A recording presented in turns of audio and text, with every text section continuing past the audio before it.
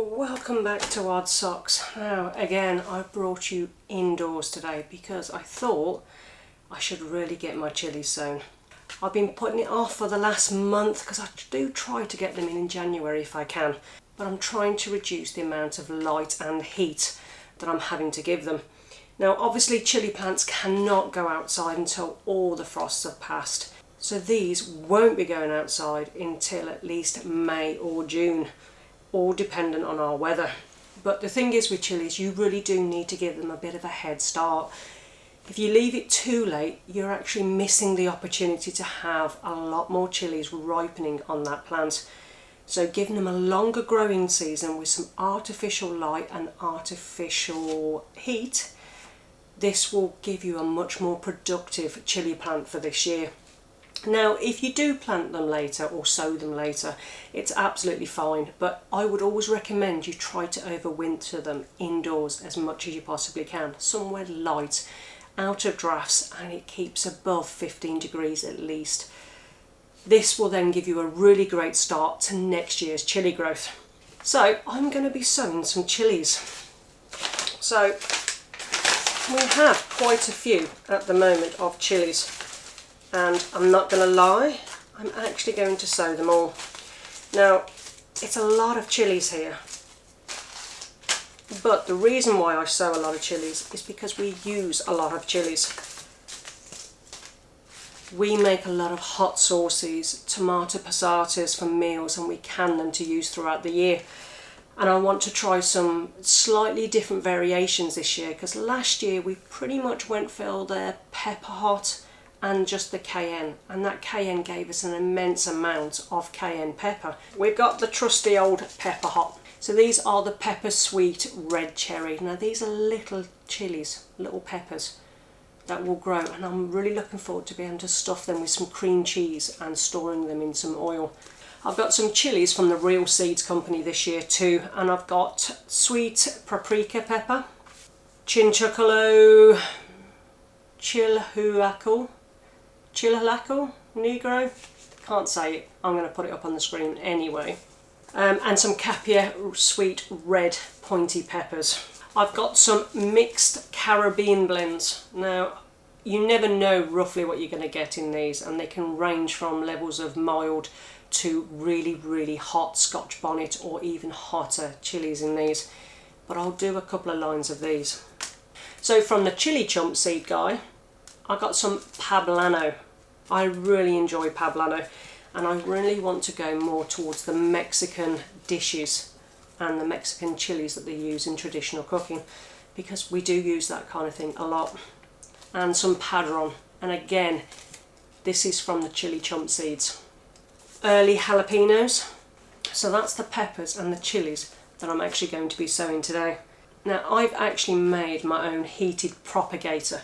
Now it really is like a thrown together item. Now I've just used an old board, some polystyrene, an old heat cable that I had from the reptiles that I used to have, and a thermostat again that I had lying around, and I've just covered it with a little piece of perspex. Now it's not ideal, but we only need heat on these seeds until they've germinated. After that it is just not needed, the house is warm enough. Whatever chilies you're going to grow or experiment with, you need to make sure that you're giving them a little bit of heat to germinate. Most of these chili seeds will germinate between 25 and 30 degrees, depending on the variety. You can get them to germinate a little bit lower, but you really do need to give them that little bit of warmth to get them to germinate. We always cover ours while they're germinating, either with the little seed trays with the little plastic lids, or we make our own. This year I'm going for something different with our own. Now I couldn't find half of my seed trays, or half of them were actually ruined, and I found some newer ones that I bought last year that have not been used, but the covers don't fit on top. So I've managed to fit them inside this old sandwich tray, which will stop any water getting onto that little propagating table that I've made. Now I managed to pick up these trays quite easily. They were used for a catering department when they're delivering sandwiches or things like that, and they also come with a lid. Now these ones are quite deep, and this lid will actually fit on top of here, no issue whatsoever, and actually keep the condensation and the warmth in to this actual container. So I'm hoping these are going to work this year. So looking on my piece of paper, because I've already made my list of what I'm doing, the first lot I've got to do are cayennes. Yes, I grew an awful lot of cayennes last year, but I really do want some more, so I'm going to add some of that. Now this is just multi-purpose compost that I've actually sifted. Now I've gone for smaller starting trays in the first place, smaller cells, because I didn't want to waste compost. As soon as they get to a certain stage and they've got a couple of leaves on them, I'll be transferring them into singular pots anyway. So for now, this won't be too much of an issue. Now you really do want to sift whatever compost you're using, because you don't want big heavy bits. You want to be able to have the roots as free flowing as you possibly can. I'm just going to use this one just to push down the cells below. Now I actually haven't got that many cayennes, so hopefully I've got enough for a whole row. You can soak your seeds before you use them, but I'm not going to bother today.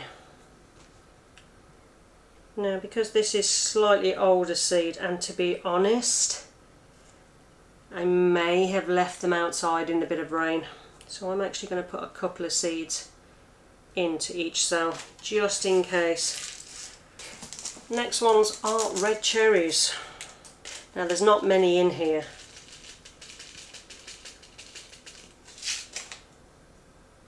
and I think I'm just going to do one each of these ones, because I'm hoping,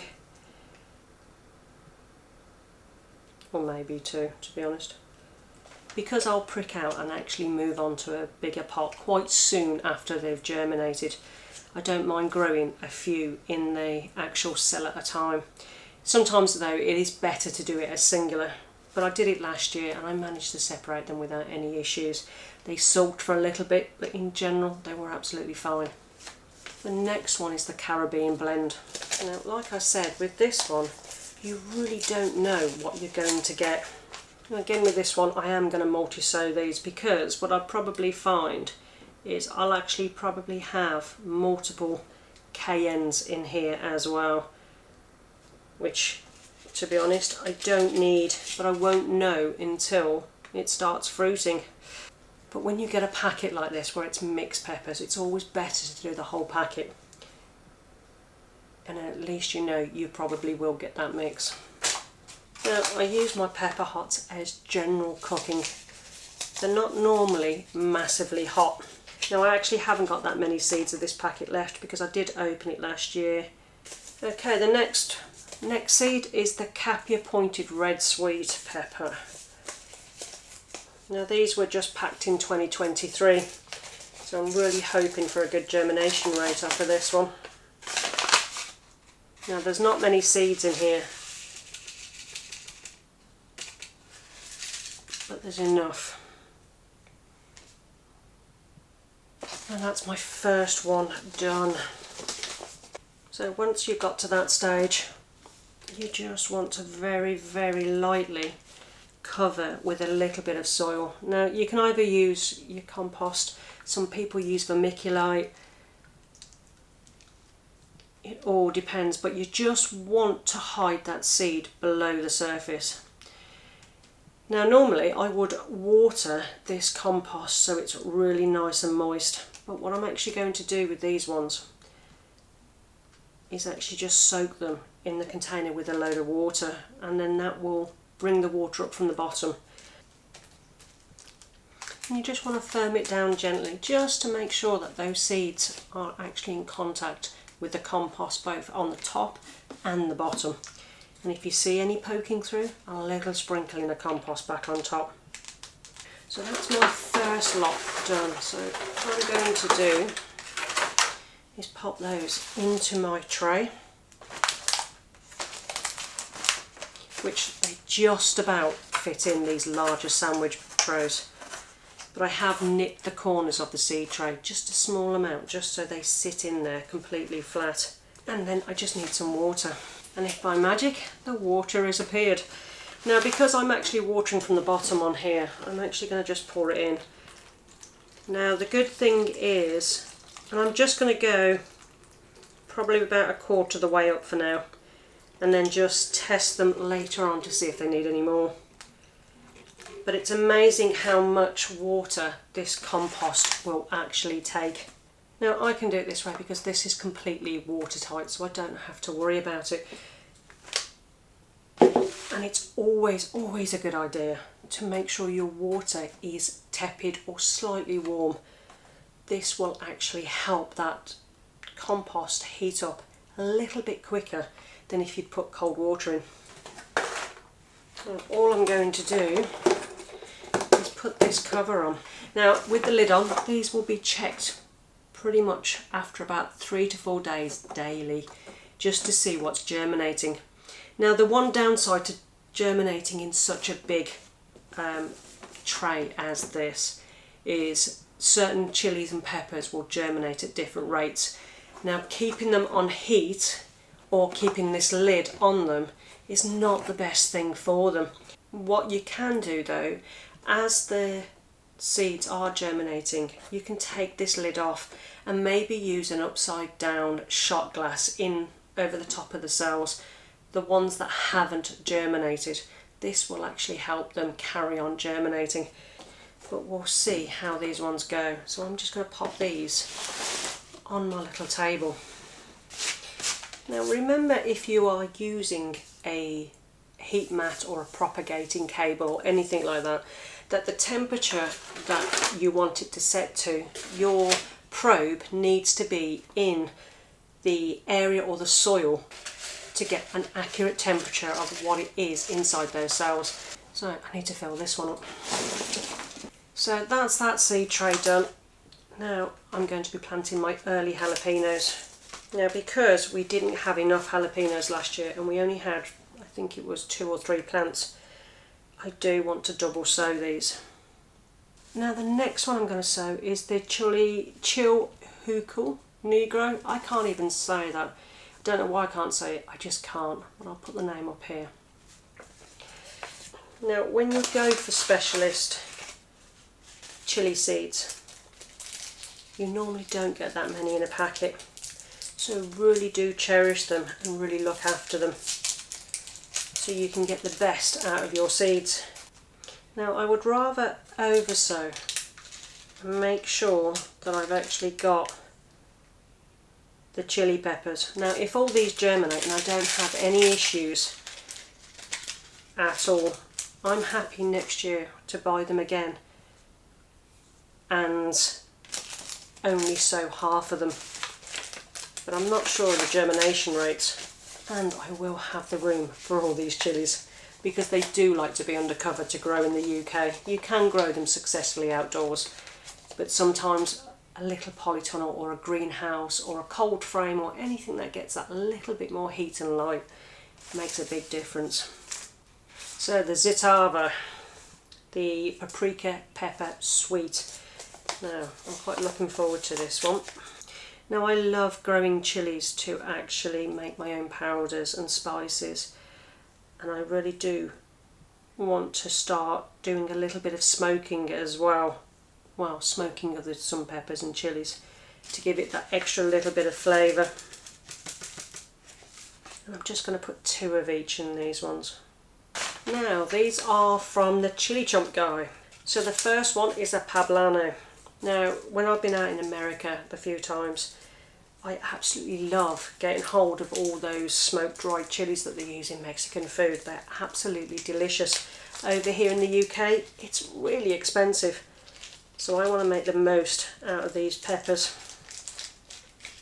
Now the last one I'm going to sow is the padron. Now this is only a mild, but apparently every so often you'll get quite a spicy one. And again, there's not that many chilies in this one, not many chili seeds, so we'll plant all these as well. Now again, whatever I can't squeeze into the new polytunnel or the greenhouse or maybe a new cold frame, I'll actually just sell on or give away, depending on how good they turn out. Before I mess with any other bits of soil, I want to make sure that I put the rest of these chilli seeds back in.